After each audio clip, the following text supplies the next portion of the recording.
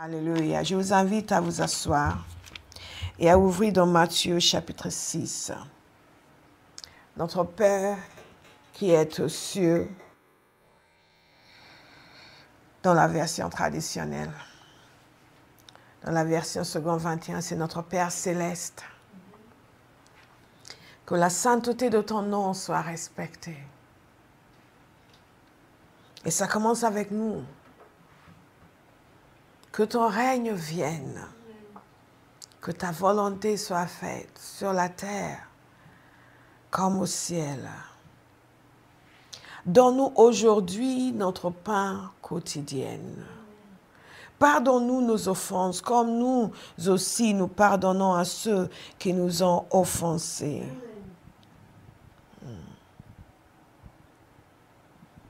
Ne nous expose pas à la tentation, mais délivre-nous du mal. Alléluia. Nous avons vu que Jésus veut que nous sachions comment nous adresser au Père. Par conséquent, il nous a expliqué comment nous sommes censés prier. Comment est-ce que nous devons nous adresser à Dieu? Quelles sont les priorités dans la prière? Quel est l'ordre de priorité dans la prière?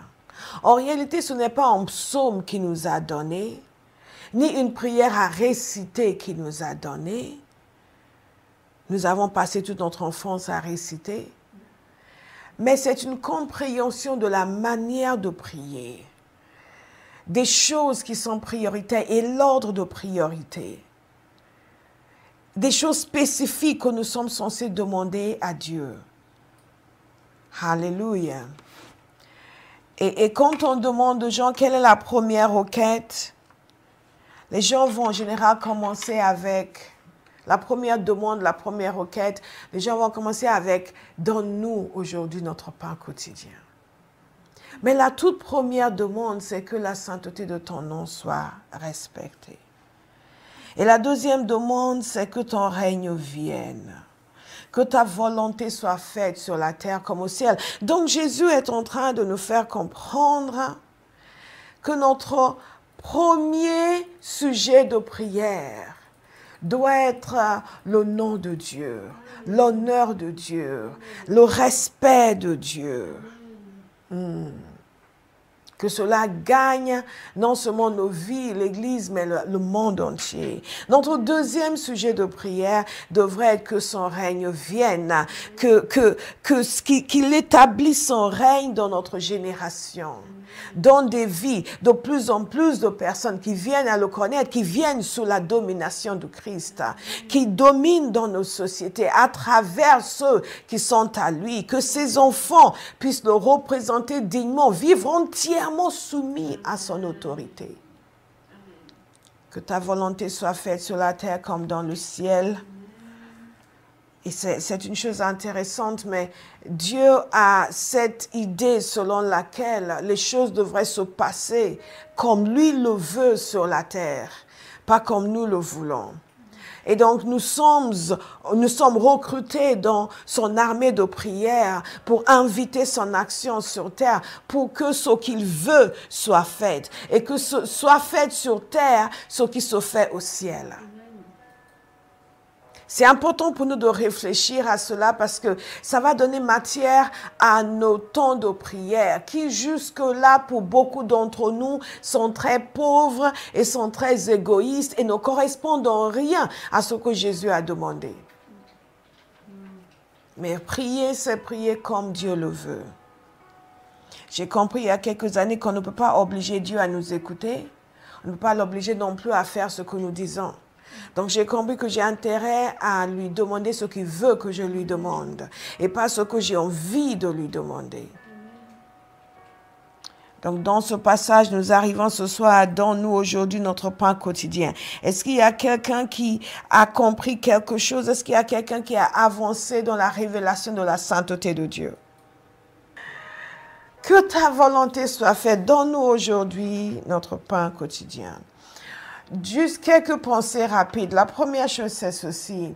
C'est que Jésus veut que nous comprenions que la priorité, c'est Dieu. que dans ce royaume, la figure centrale, c'est Dieu lui-même.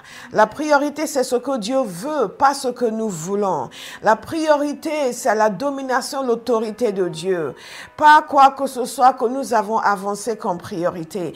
Et je veux inviter chacun à réfléchir à cela et à continuer à faire ces prières de soumission chaque jour, à dire, Père, tu es la priorité, ta volonté est la priorité, ton règne est la priorité, ta sainteté est la priorité, ta domination est la priorité. Et moi, ton enfant que tu as sauvé, alors que je ne le mérite pas, je me mets à ta disposition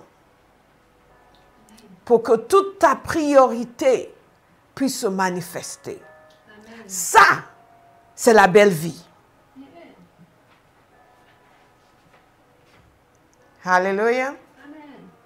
Ça, c'est la belle vie. Ça, c'est la belle vie.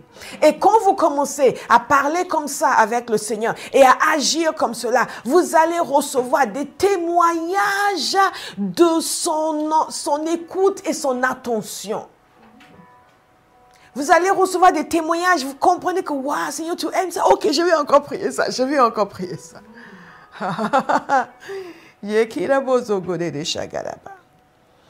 La priorité pour le chrétien, c'est Dieu, pas lui-même.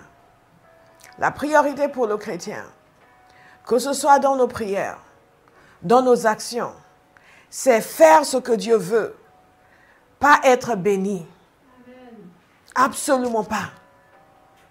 Absolument pas. Lorsque Dieu a créé l'homme et la femme, la parole de Dieu nous dit qu'il les a bénis. Ils ne lui ont pas demandé de les bénir.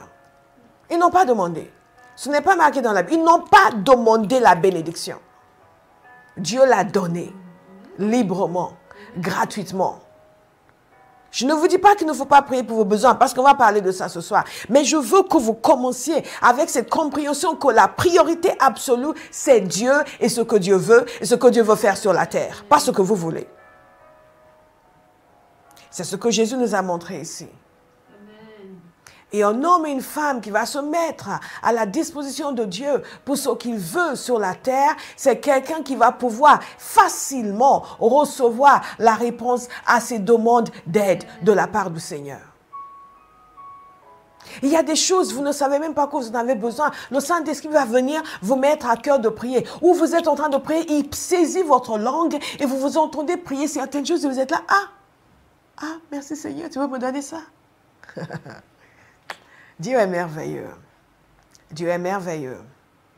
Dieu est merveilleux. Jésus a dit chercher premièrement le royaume de Dieu et sa justice. C'est ce que nous voyons dans ce passage. Et tout le reste vous sera ajouté. Ne vous inquiétez pas pour tout ça. Ça va vous être ajouté. Ça va vous être donné. Ça va vous être donné. Mais d'abord, commencez par la priorité. Et parce que nous sommes... la chute nous a endommagés et a fait de nous des créatures égoïstes et bêtes, incapables de comprendre que l'on ne peut pas être avec Dieu et manquer. On ne peut pas faire la volonté de Dieu et être abandonné. Ce n'est pas possible. Mais nous voulons obtenir quelque chose. Nous allons aller contre la volonté de Dieu. Parce que nous ne sommes pas persuadés qu'il veuille nous aider. Je prie que ce week-end, quelqu'un ait la révélation de la bienveillance extraordinaire de Dieu à son égard. Donc Jésus nous dit ensuite qu'il faut lui demander, donne-nous aujourd'hui notre pain quotidien. Nous sommes autorisés à demander l'aide du Seigneur. En premier sa gloire, en premier son règne, et ensuite nos besoins. Et nous pouvons venir librement demander. Ça, c'est quelque chose que j'ai appris quand je me suis convertie, parce que j'avais beaucoup de mal à demander certaines choses à Dieu. Je sentais que tu peux pas demander ça à Dieu, c'est pas bien. Qu'est-ce qu'il va penser de toi?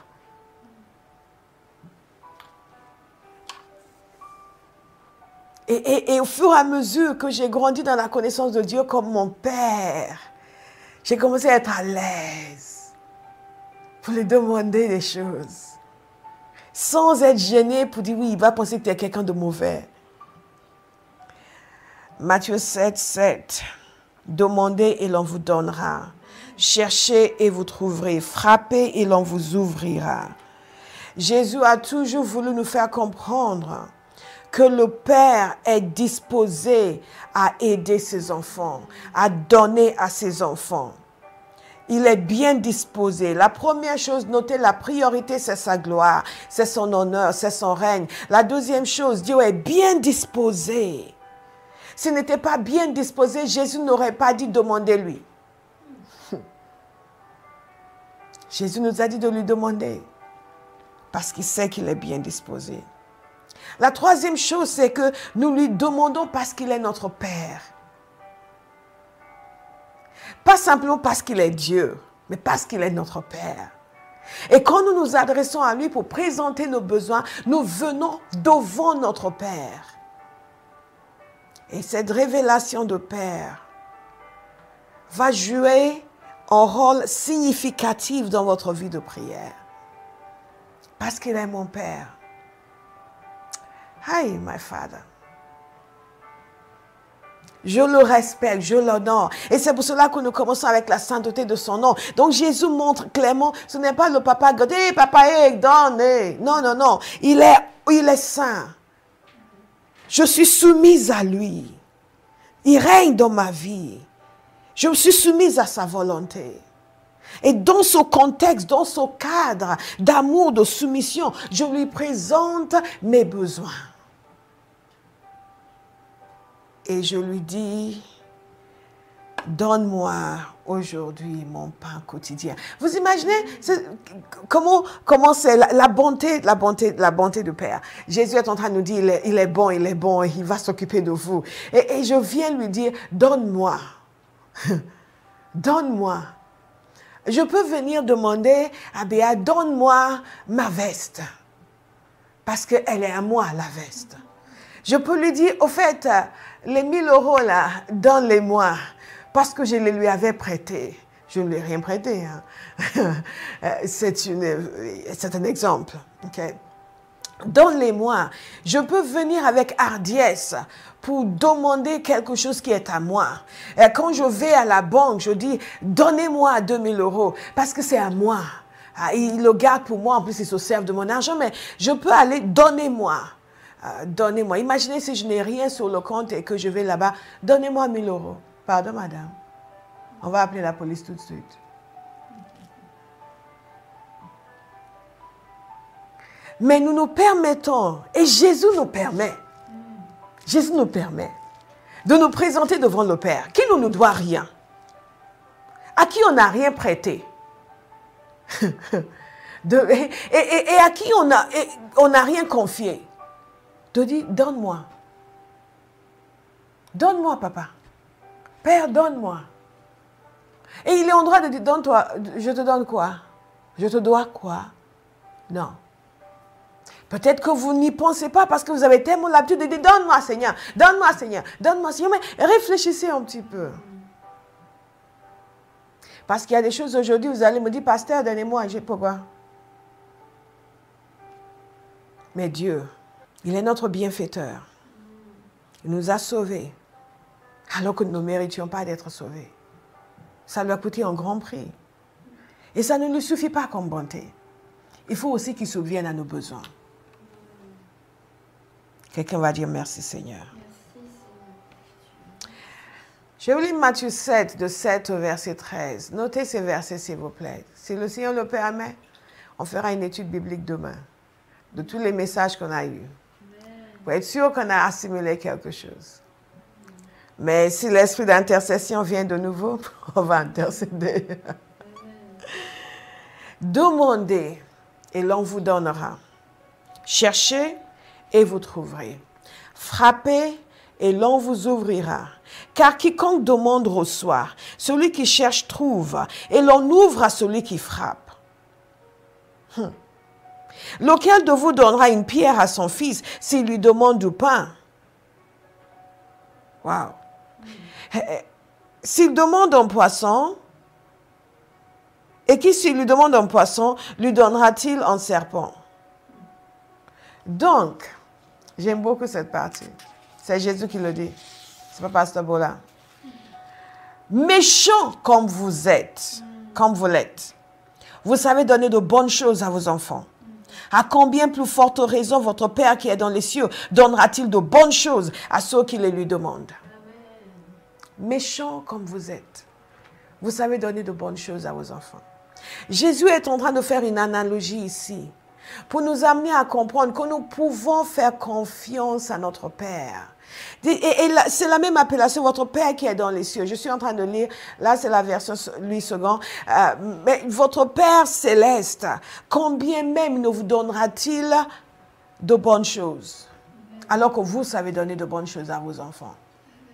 Si je posais la question aujourd'hui à Gloria, elle me dira, ah oui, ma maman m'a donné de bonnes choses quand j'étais petite. Et elle fait la même chose avec Johan. Elle lui donne de bonnes choses. On le voit, le petit.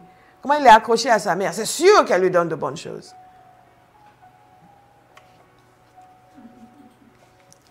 Bobo. Sans parler de Christelle avec son papa. On voit qu'elle mange de bonnes choses à la maison. Et que quand on dit, papa, donne-moi. Et papa donne. Papa donne. Papa donne. Vous savez donner de bonnes choses à vos enfants. À combien plus forte raison votre Père qui est dans les cieux donnera-t-il de bonnes choses à ceux qui les lui demandent? Je veux que vous réfléchissiez sur ce passage, que vous méditiez dessus, parce qu'il est en train de vous dire que quand vous priez, Père, donne-moi ceci, donne-moi cela. Si c'est une bonne chose, parce que beaucoup d'entre nous demandons de mauvaises choses, si c'est une bonne chose, vous pouvez avoir la certitude qu'il va vous le donner. Waouh, qu'il va vous la donner. La bonté de Dieu, la sollicitude de Dieu. Et j'aime beaucoup ce qu'il...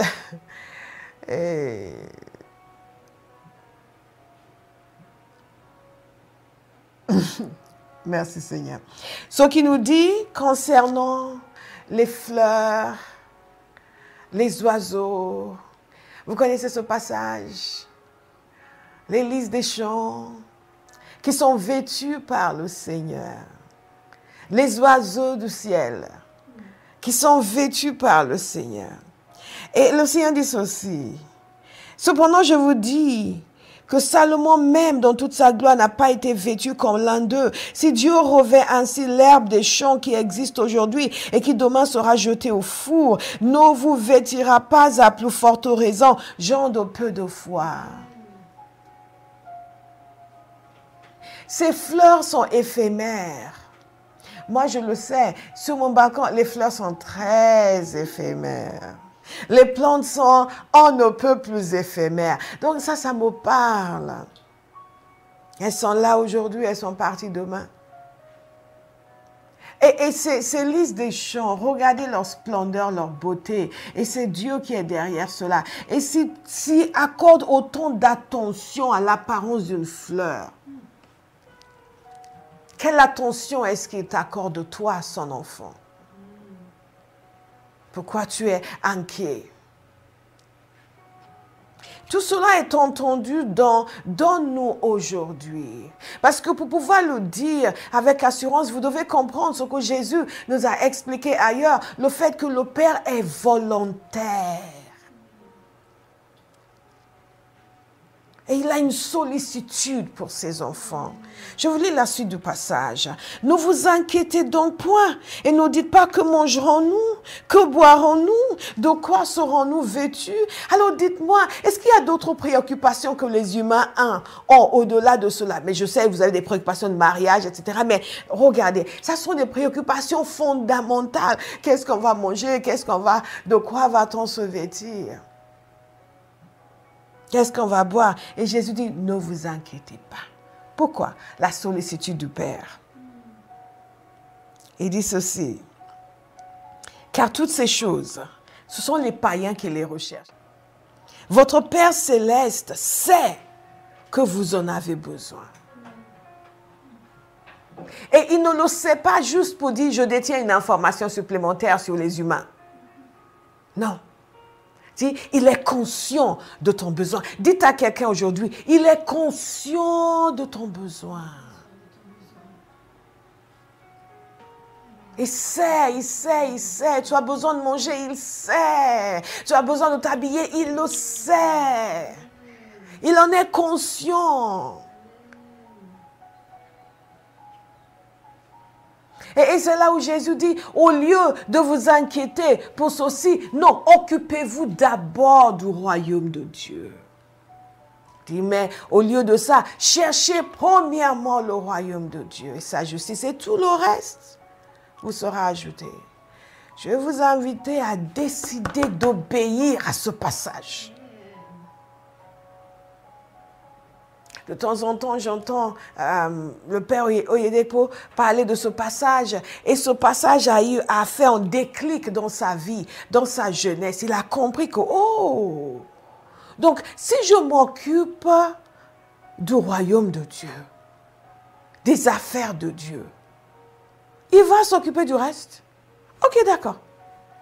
Et ça a été un leitmotiv et ça le reste toujours pour sa vie. Il s'est jeté dans l'évangélisation. Il s'est jeté dans l'œuvre de Dieu. Et il n'a jamais manqué. Loin s'en faut. Il y a des gens qui l'envient pour sa prospérité. Mais quand vous ne connaissez pas la source de la richesse d'un homme, n'enviez pas, n'en parlez pas. Vous risquez de pécher contre son Dieu. Dès qu'on parle de la prospérité de quelqu'un, les chrétiens ne parlent plus. Soyez pas jaloux. Faites ce qu'il a fait. Vous recevrez ce qu'il a reçu. Alléluia. C'est la parole de Dieu.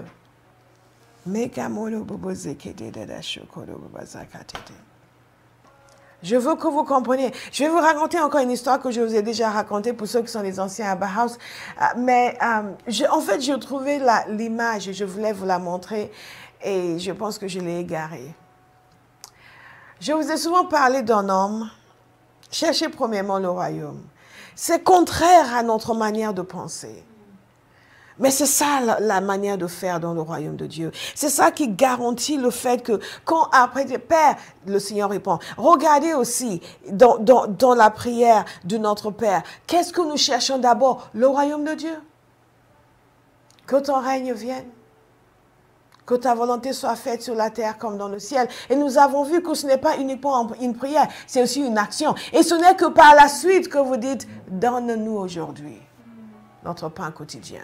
Le même sentiment s'est exprimé dans ce passage. Cherchez premièrement le royaume de Dieu. Ce serviteur de Dieu, il avait passé beaucoup de temps à gagner des âmes, à évangéliser, à chercher, à amener les gens à Christ, à faire des disciples. Il travaillait, il travaillait, il travaillait. Et le Seigneur, un jour, lui a parlé, il a dit, cette nuit, je vais t'opérer. Et il avait eu un problème avec son bras et ils ont mis du fer dans son bras. Fer, une barre de fer. Et il s'est couché, une pièce en fer. Il s'est couché. Le lendemain, il s'est réveillé. Le Seigneur l'avait opéré dans la nuit. La pièce qui avait été implantée dans son bras était à côté de lui sur son lit. J'ai vu la photo. Et son bras était devenu normal. Jésus a enlevé la pièce en fer et l'a mise à côté de lui sur son lit. On ne sait pas encore comment provoquer une réaction de la part du Seigneur avec notre engagement, avec notre amour, avec notre service. On ne sait pas encore comment provoquer le Seigneur. On veut juste nous plaindre devant lui, nous lamenter devant lui, attirer sa pitié. Ça ne marche pas comme ça dans le royaume de Dieu. Il a déjà eu compassion de nous. Il nous a dit, cherchez le royaume de Dieu et sa justice. Priez d'abord, occupez-vous de mon royaume. Priez que ton règne vienne, que ta volonté soit faite sur terre comme dans le ciel. Faites ce que je vous ai dit de faire. Et ensuite, demandez et vous recevrez en abondance. Et Kamara Baba Zakati. Dieu, il pense à nous plus que ce que nous imaginons. Et parfois, notre façon d'être, c'est ce qui bloque son action dans nos vies. Notre façon de faire. Notre entêtement à ne pas écouter. Quelqu'un va écouter ce soir. Et vous allez pouvoir venir librement devant le Seigneur. Parce qu'il a une sollicitude pour chacun de nous. Mais nos pétitions sont basées sur la relation. Nous savons qu'il est notre Père. Nous ne sommes pas devant une divinité irascible et inconnue et méconnue. Oh, s'il te plaît, pitié. Notre Père. Notre Père. Jésus dit, quand vous demandez, demandez-lui comme votre Père. Et rien que cela, nous avons déjà l'assurance de la réponse. Je vous ai expliqué une situation dans ma vie où cette révélation que Dieu était mon Père, c'est ce qui m'a fait percer. Et j'étais comme, mais Dieu est mon Père, il ne peut pas me laisser tomber. Ça va s'arranger. Oh, c'est devenu une évidence. Et ça s'est arrangé. Il est mon Père, il ne peut pas me laisser tomber. Je vous assure, les choses paraissaient sombres. Personne à qui demander de l'aide. Mais Dieu est mon Père. Il ne peut pas me laisser tomber. Quelqu'un doit comprendre cela ce soir. Dieu est ton Père. Il ne peut pas te laisser tomber. Fais-lui confiance. L'assurance d'une réponse. Romains 8, 32. J'ai toujours aimé ce passage. Lui qui n'a pas épargné son propre fils, mais l'a donné pour nous tous, comment ne nous accorderait-il pas aussi tout avec lui? Ah, si Dieu vous a donné Jésus, maintenant il va refuser de vous donner la nourriture? C'est absurde. C'est absurde. Tu dis, mais et les assiettes, face aux assiettes vides, prie du Seigneur, je te remercie pour ce repas que nous allons manger. Et vois s'il ne va pas faire quelque chose. Ah, nous avons besoin de foi, nous avons besoin de foi, nous avons besoin. J'ai encore un verset à vous lire. Après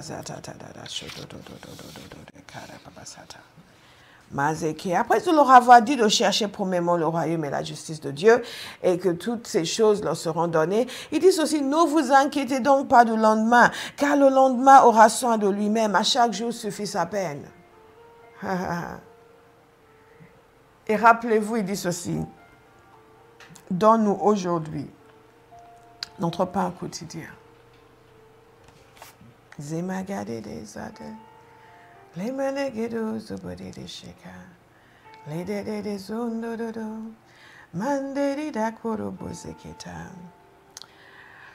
La nourriture, donne-nous aujourd'hui notre pain quotidien. Notre pain quotidien, c'est littéralement la nourriture physique. Le pain représentait la nourriture. Le pain représentait la nourriture. Et le pain représente la nourriture, mais représente également tout ce qui nous permet de l'obtenir. Tout ce qui nous permet de subvenir à nos besoins sur terre. Donc, vous demandez au Seigneur, donne-nous aujourd'hui notre pain quotidien. Vous êtes aussi indirectement en train de lui demander si vous en manque de travail. Des ressources, quelles qu'elles soient. L'entreprise, tout ce dont vous avez besoin pour votre vie. Lorsque nous disons donne-nous notre pain quotidien, nous sommes conscients aussi du fait que le pain représente également notre nourriture spirituelle dans la parole de Dieu. Jésus, par exemple, dit, je suis le pain de vie. Nous n'allons pas le croquer avec nos dents, mais nous pouvons recevoir de lui la vie. Et la nourriture spirituelle est aussi le pain. Mais essentiellement ici, il parle de nos besoins. Quel que soit le besoin de la vie, les choses essentielles et fondamentales de la vie, les choses nécessaires pour la vie, Jésus a dit, ne vous inquiétez pas de ce que vous allez manger, de ce que vous allez boire, de ce dont vous allez vous vêtir. Et après, il dit, maintenant, ce que vous faites, c'est vous demander au Père. Vous occupez de son royaume et vous lui demandez. Et il va vous donner tout. Il va vous donner tout. Il va vous donner tout. Il va vous donner tout. Je suis aussi frappée par le fait que, il dit, votre pain, notre pain quotidien. Et ça veut dire que chaque jour, nous dépendons du Seigneur. Chaque jour, nous sommes conscients du fait que tout ce que nous possédons vient de lui.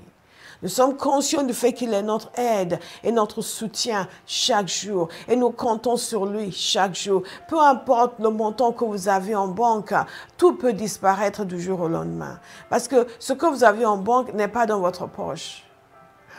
Votre banque peut faire faillite ou n'importe quoi peut arriver. Je ne vous souhaite pas cela. Simplement, je suis en train de dire, il est essentiel que nous prenions conscience du fait que tout ce que nous pensons posséder peut partir en fumée du jour au lendemain. Et donc, vivre constamment avec cette conscience que Dieu est le seul refuge et il est celui qui pourvoit pour nous. Quelle que soit l'extrémité de vos circonstances, le caractère extrême de vos circonstances, faites-lui confiance. C'était extrême pour Abraham lorsqu'il devait aller sacrifier Isaac. Mais il a obéi. Il a obéi. Il cherchait le royaume de Dieu et sa justice. Il a fait quelque chose qui n'était pas agréable pour lui, parce qu'il avait confiance dans le Seigneur. Il cherchait le royaume de Dieu et sa justice. Et il a marché. Dès que Dieu lui a dit tout de suite, le lendemain il est parti, il n'a pas tardé. Il cherchait le royaume de Dieu et sa justice. Et il a marché avec ce garçon. Il a marché avec lui. Le garçon a demandé, mais on a le bois pour le feu, mais et l'animal, l'Éternel pourvoira. L'Éternel pourvoira. Il est Jéhovah Jireh, le Dieu qui pourvoit. Le Dieu qui pourvoit. Et à la dernière minute, Dieu a dit à Abraham, stop. Maintenant je sais que tu m'honores. Il dit voilà, il a donné un animal à sacrifier. Il a pourvu. Il va toujours pourvoir. Il va toujours pourvoir pour ses enfants. Il va toujours pourvoir. Il va toujours pourvoir. Il va toujours pourvoir. Il y a des gens qui sont plus sages dans leur gestion que d'autres. Apprenez à être sage. Je suis toujours frappée par la sagesse de Jésus et sa gestion, parce que quand rappelez-vous, la multiplication des pains, à chaque fois, ils ont rassemblé les morceaux qui restaient. Pas de gaspillage. Donc, il est essentiel pour nous d'apprendre la bonne gestion de nos affaires personnelles. Mais en même temps, il est important de comprendre que vous avez un Père qui est compatissant et miséricordieux. Et qui, même si vous n'avez pas été entièrement parfait, il va vous venir en aide. Quand vous lui demandez pardon pour vos bêtises. Vous avez aussi un Père qui est touché par votre implication dans ses projets. Vous avez un Père qui est ému lorsque ses enfants démontrent leur engagement pour lui. Donc Jésus a dit, cherchez le royaume de Dieu. Il a dit, priez d'abord pour le règne de Dieu. Priez d'abord pour la volonté de Dieu. Ensuite, demandez ce dont vous avez besoin. Vous êtes positionné en étant de son côté, en étant sensible à son cœur. Vous êtes positionné pour dire ensuite, Seigneur, donne-moi. Donne, papa, donne. Donne-moi. Et il vous donnera. Parce que ce sera pour sa gloire. Quand Dieu règne dans votre vie et que votre vie est conforme à sa volonté et vous voulez à chaque fois vivre la volonté de Dieu, c'est une joie pour Dieu de vous combler. C'est une joie, une vraie joie pour Dieu de vous combler. Alléluia. Amen, Abba House. Amen, Abba House. Donc, une dépendance sur le Seigneur en continu. La compréhension que chaque jour, Dieu a quelque chose de bon de prévu. Chaque jour. Chaque jour, chaque jour, employez-vous à vous réveiller dans la joie. Et même si vous vous réveillez un peu triste, chassez la tristesse et préparez-vous à une journée dans la grâce de Dieu. Donne-moi aujourd'hui mon pain quotidien. Tout ce dont j'ai besoin pour cette journée, Père, je reçois de ta main. Je reçois nourriture. Même si votre frigo est rempli, remerciez-le. Je reçois nourriture, je reçois relation, tout ce dont j'ai besoin aujourd'hui. J'ai confiance en toi pour cette journée. Donne-nous aujourd'hui notre pain quotidien. Il a donné le pain quotidien au peuple de Dieu dans le désert. Ils avaient la manne chaque jour, chaque jour, chaque jour, chaque jour, chaque jour. Ça ne pouvait pas continuer jusqu'au lendemain. Quelqu'un dit, je ne peux pas avoir des investissements. Si. Tu peux. Mais il y a toujours dans la vie de chaque individu des domaines, un domaine où Dieu va vous faire vivre au jour le jour. Et pourquoi est-ce qu'il fait ça? Parce qu'il veut vous travailler. Il veut vous faire grandir dans la dépendance et dans l'amour de sa personne. Dans la dépendance vis-à-vis de lui. Quand vous êtes dépendant de Dieu, vous êtes indépendant des circonstances. La manne. Dieu veut que nous le voyions comme Jéhovah Jireh, l'Éternel qui pourvoit. Que nous le voyions comme notre Père céleste, qui s'occupe de ses enfants, mieux qu'un père humain ne peut s'occuper de ses enfants. Dieu veut que nous le voyions comme notre Père, qui nous a dit de nous inquiéter de rien. Oh, comment je vais faire avec ça? Comment je vais faire avec ça? Comment je vais faire avec ça? Vous savez, à l'âge que j'ai connu beaucoup de situations dans la vie où c'est toujours, comment tu vas faire? Comment tu vas faire? La gloire que vit un enfant de Dieu, c'est de pouvoir témoigner jour après jour, semaine après semaine, année après année, de l'intervention de Dieu dans sa vie, de la manière dont Dieu a répondu à ses prières et a agi en sa faveur. S'il y a quelqu'un ce soir qui croit que Dieu est son Père, aïe, et que par conséquent, il va veiller sur lui. Vous savez que Jésus ne peut pas nous dire de demander quelque chose que le Père ne veut pas donner. Le seul fait que Jésus nous dise de lui demander, c'est la preuve qu'il va donner. Alléluia. Je vous ai donné plusieurs passages qui vous montrent que Jésus affirme clairement que le Père donne de bonnes choses à ses enfants. Moi, je suis contente de savoir ça. Parce que moi, il y a beaucoup de bonnes choses que je veux.